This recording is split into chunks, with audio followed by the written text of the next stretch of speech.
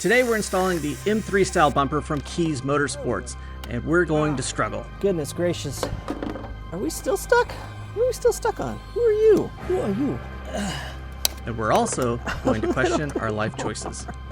Why this should be this much of a struggle? Well, here we are, almost 2 months later after we dropped the body panels off at the painters, and they're finally done. They were done a little while ago, but hey, things happen, life gets in the way, and today we have time to start switching out this bumper for our M3 bumper. First thing we gotta do before we get this thing out of here is we gotta get rid of the license plate holder, because that might make it a little harder to get this bumper off. So now that we got the license plate off, we got to get the front hood open. Because from here, we got to take out a bunch of T30s and T25s. But those are usually hidden underneath this weather stripping right here. There we go. Now we'll switch out for the T25s. They're above the headlights here. T25 here, and these are all T30s running right along here.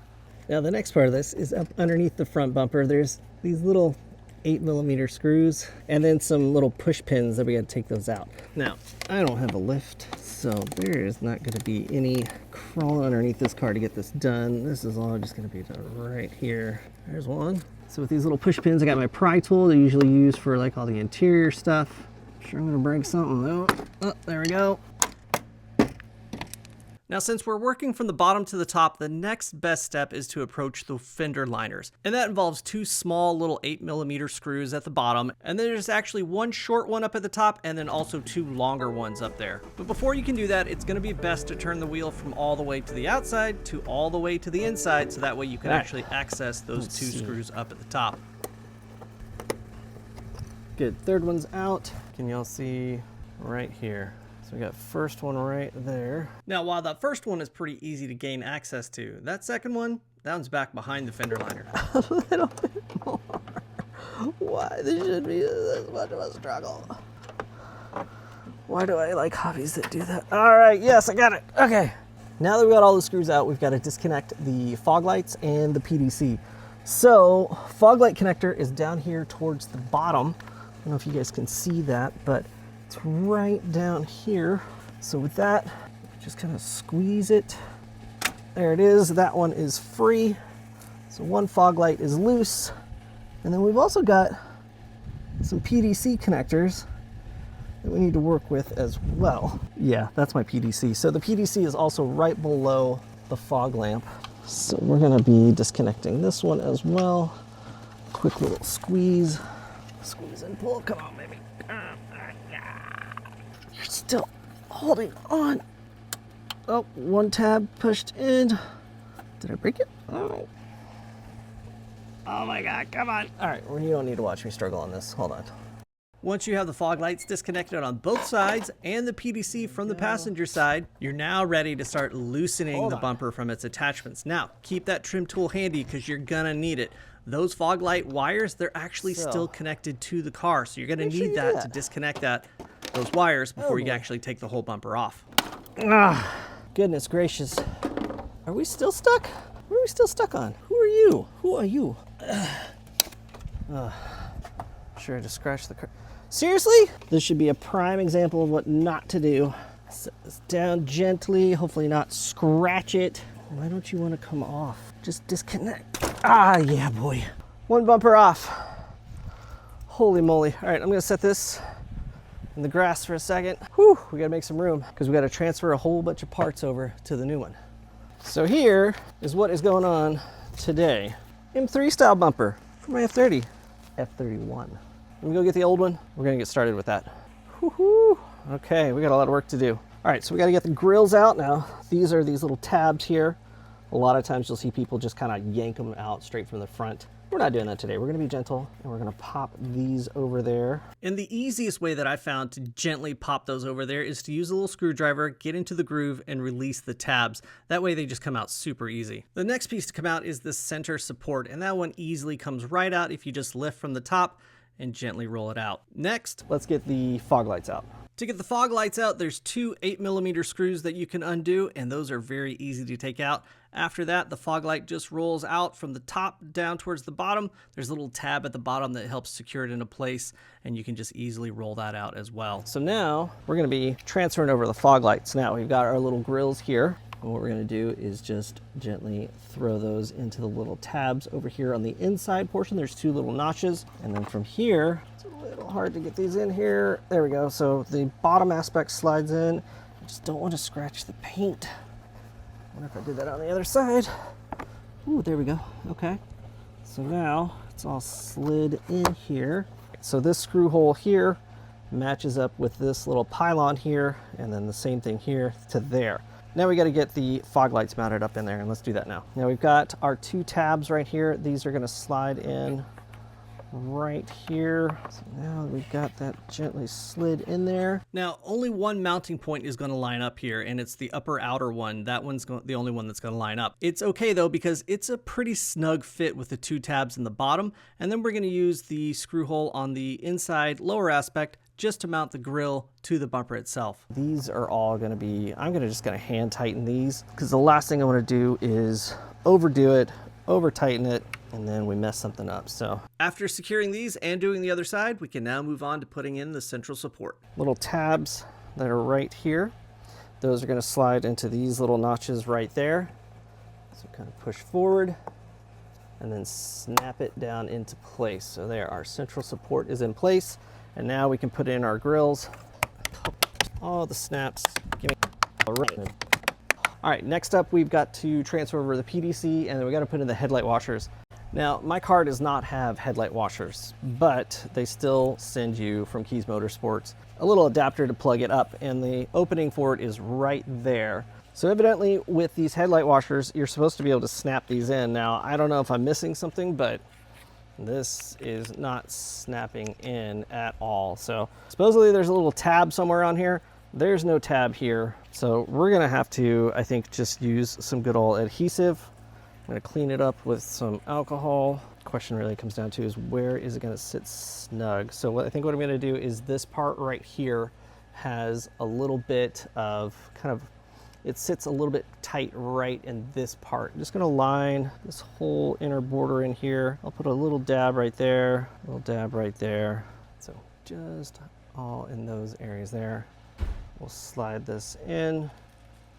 Feels like a pretty snug fit. So quick little clean with some isopropyl alcohol, and then removing the 3M liner, we went ahead and mounted this headlight washer cover. And as you can see, it sits pretty darn flush. And yes, I do see the rough edges around the cover, but don't worry, I took this bumper back to my guys that did the paint. They stood by their work and took care of everything. After the headlight washer covers go in, it's time to install the PDC mounts. So in order to do that, first step as always, we need to clean the surface with some alcohol to get rid of any grease. Next up, go ahead and remove the backing from the PDC mount, and then make sure that the little sun visor part that you can see right here lands up on the top part of the bumper mount. The other aspect of these is that they do have a left and a right. You can see the codes up top here on the screen for the BMW positioning, but these don't necessarily have that. So any of the mounts that had an R on it, I ended up putting them on the right side, and any of them that had an L on it, I ended up putting those on the left side. So far, so good. Everything's working great on my PDC, no problem. So hopefully that helps. Maybe that's the right way to do it. Maybe it's the wrong way to do it. I'm not entirely sure. Once I had the 2 central PDC mounts in, I went ahead and disconnected the entire cable system for the PDC on the original bumper. And then from there, I just picked it up in the same orientation that it was and transferred it over to the new bumper. Next up, we are going to be popping on the lower central grille.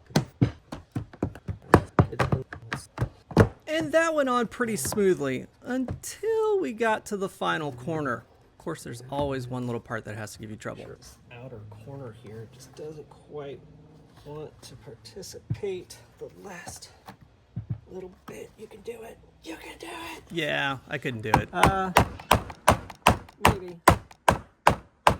Oh yeah, I got it. Now next up, we've got to get all of these wires secured, because I just don't want them flopping and flying around and then having stress put on them, just because the car is already, what, almost 9 years old now. And I plan to keep this car because I tend to drive all my cars into the ground. And the way that I secure these is just using some 3M clips from Amazon. So I'm just going to keep these right where the wire is running, because that seems to be where it actually naturally wants to run.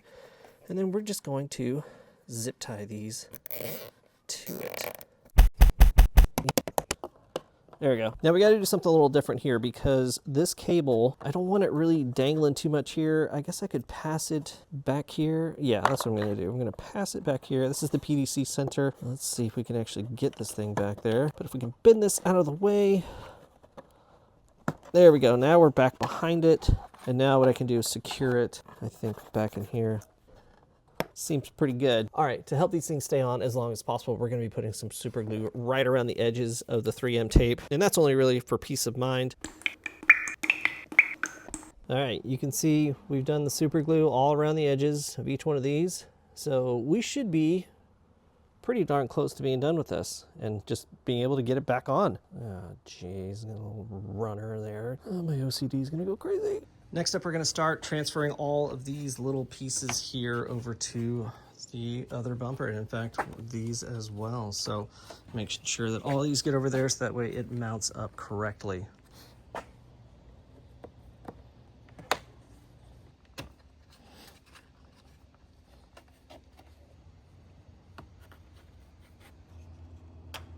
The final piece to go on is what I like to call the chin. This little bar of plastic helps to reinforce the bottom of the bumper, but it also helps to secure the under trays to the bumper as well. It's held on by some plastic rivets, but as you can see here, it was really hard to get on. I was really only able to get the outer piece of the rivet in and not the core section. But in the past few months that I've had this bumper on the F31, it's held on just fine, so I doubt I'm going to go back and do anything differently about it. Now this thing's ready to go back on the car. I think that's the last thing that we had to do. There's a couple things we have to do on the car itself. And that involves removing the stock brake duct intakes so we can swap them out for the M Sport brake intakes. This is not something that you have to do, just something that I wanted to do on my car. This is pretty straightforward to do, and it involves removing the 8mm screw through the front wheel liner first. Next, pop the plastic rivet on top and then the one on the bottom. After that, it should come just right out, and then you can swap in your M Sport brake ducts. Now the one thing we got to do before we put these M Sport intakes on is we have to remove this little clip. Line up pretty good right in there. Now we can put this on. And the install for these is just the reverse of taking them out. All fits pretty well. Next, we're going to remove the two 10mm bolts holding the front bumper reinforcement support bar. Say that 3 times fast. And this works great for the base models, but gets in the way of the M Sport and M3 style front bumpers. And the last thing to remove before mounting an M3 style bumper is the intercooler air guide. This thing tends to push on the M3 style bumper, making it harder to get it mounted. How do we get this thing off? Well, here we go. To get this off, we have to release a little clip right here. And the easiest way that I found to do this was to take the prong trim tool, reach back behind the crash bar, get up underneath the clip, and gently pry up. So same thing, we're going to reach underneath the crash bar with our pry tool, push in, and lift gently. And keep in mind, if you are going to take this off, you're probably going to break it taking it off, so it's all or nothing. Goodbye. And now the moment has finally arrived. It's time to put this bumper actually back on the car. The first thing to do is align it with the mounting tabs. This is going to help hold it in place while you put the T25s and the T30s back in. We're going to need to adjust the part lines after everything is secure, so it's best not to crank them down snug just yet. Let's go underneath the car. Once that's lightly secured, we're going to head down to the wheel liners to plug back in the fog lights on both sides, as well as the PDC on the passenger side. Make sure that the more rectangular one goes towards the PDC and the more oval connector goes to the fog lights. You're also going to want to have some zip ties handy to tidy up the passenger side wires for the PDC and the fog lights if you have them. That way they're not dangling and bouncing around when you're hitting Mach 0.5 with a stock B46 engine. The other thing we need to do is make sure that the under tray actually slides up on top of the lip of the front bumper. So that way everything gets secured nice and neat. So I'm showing you guys very well here, but if I push in and push the under tray up, then everything comes in to where it should be, just fine and dandy. Once that's done, I would highly recommend checking to make sure your headlights, fog lights, and PDC is all working before putting the 8mm screws back in the wheel liners. It's just going to save you a step if something needs to be adjusted. After all that is sorted, then go ahead and put in the top two 8mm screws to secure the upper bumper to the fender. From here, the bumper is going to get harder to move out of the way, so I would go ahead and make sure all the under trays are sitting on top of the bumper lower edge and along the plastic chin so you don't have to fight with it later. Next, we'll go ahead and install the 3 8mm screws on each wheel liner, followed by the 8mm screws and push pins for the under tray. Be patient with the 8mm screws on the under trays and the C-clips as well. Some of them are going to be hard to get at, so keep a screwdriver handy as you're tightening them up. It's going to help you out a lot. So that way we can put it on top of the metal clip and push down on it. Let's see, can you guys see the little, there it is, that little metal clip. I'm going to try and put my screwdriver through here. But what I'll do is try and put a little pressure behind that while I'm putting the screw in from below. So let's see how this goes.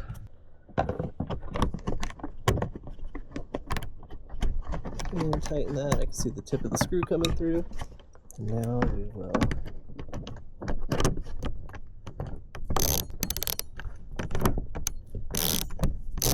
now to get this last one kind of on the outside here from that little chin that we had to put in behind the bumper, the bracket, the little U-nut back here, I don't know if you guys can see it or not, but it doesn't quite line up so well. So what I had to do on the other side is I had to reach underneath here, pull this tray towards the middle of the car, and then that helps line it up a little bit better. So we'll go through the little chin part first, then through the first under tray panel. That one's usually pretty easy, and then let's see if we can hand tighten it. I'll use the little screwdriver trick to just hold this thing steady. With all the 8mm screws now in on the bottom, the last thing to do is button up the fitment of the bumper with the hood. And to do that, there's going to be a lot of getting in and out of the car if you're doing this by yourself, because every time you close that hood, you'll see where the part lines are either a little too wide or a little too narrow. And that involves opening the hood again, tightening or loosening the T30s, and then adjusting the bumper ever so slightly until you're happy with it. All right, that is it. Let's get cleaned up and then I'll show you the final result.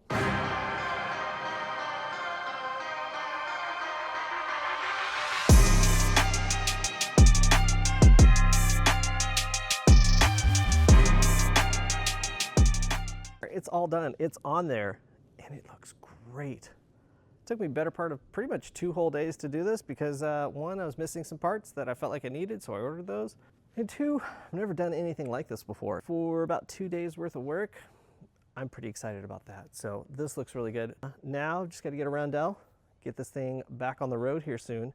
And I'm definitely not screwing the license plate into the front bumper. Not after all that work. It looks way too pretty. So I hope you guys learned something. I did this whole thing in my driveway, no lift, basic tools. Join me next time. Hope you guys like what you saw here today. If you did, hit that subscribe button, and I'll see you in the next video.